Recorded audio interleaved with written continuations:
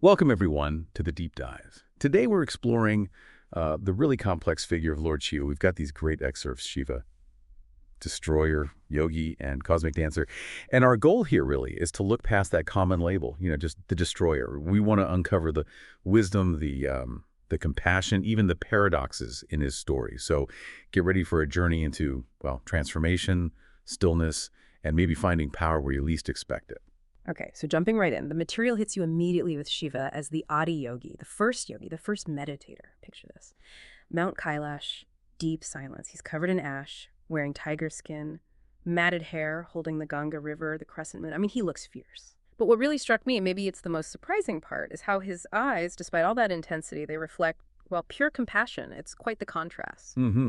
It really is. And what's fascinating is how that stillness, that meditative power, it isn't passive at all. It's actually the source of his transformative power.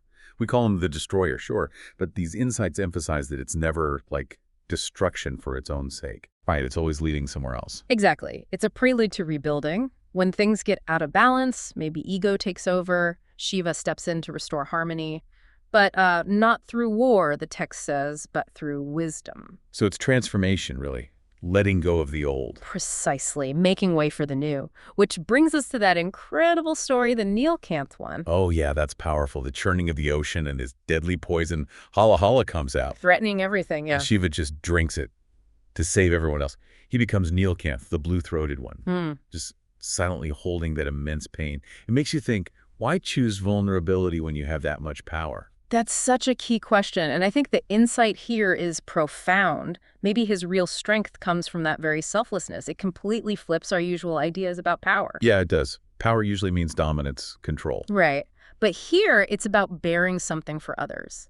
And this connects, interestingly, to another major form, Nataraja, the cosmic dancer. Oh, the dance.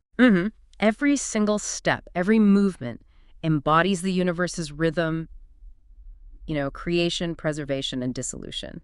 His dance isn't just movement. It's like the heartbeat of existence itself, a constant cycle he's gracefully guiding. That's a beautiful image, the whole universe in a dance. And the source says his power comes, how to put it, not through domination, through detachment. Exactly. True strength lies in letting go, not holding on. That's a tough one for a lot of us, isn't it?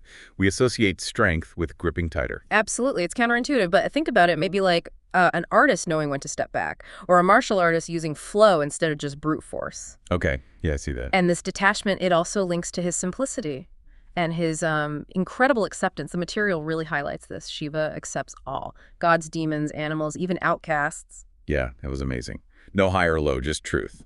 Right. Imagine that level of inclusivity. It suggests true wisdom is beyond our usual boxes and labels. And, he's not just a hermit up on a mountain. He has a family, his marriage to Parvati, representing that union of energy and consciousness, and father to Ganesh and Kartikeya. It grounds him, makes him part of the whole fabric. So, wrapping this up, after digging into all this, Shiva isn't just a deity in the traditional sense. The sources say he's more like an idea, a truth, a path. Exactly. And I think the takeaway for you listening is that powerful reminder to go within, to find that stillness, to find peace, in both the chaos and the quiet moments. Cultivating that inner center, maybe? Precisely. Understanding that real change often starts inside. So here's something to think about. How might that principle, finding strength through detachment, finding peace and letting go, apply in your own life? What could you perhaps release, not out of weakness, but with wisdom, to find maybe more strength or more stillness, something to ponder?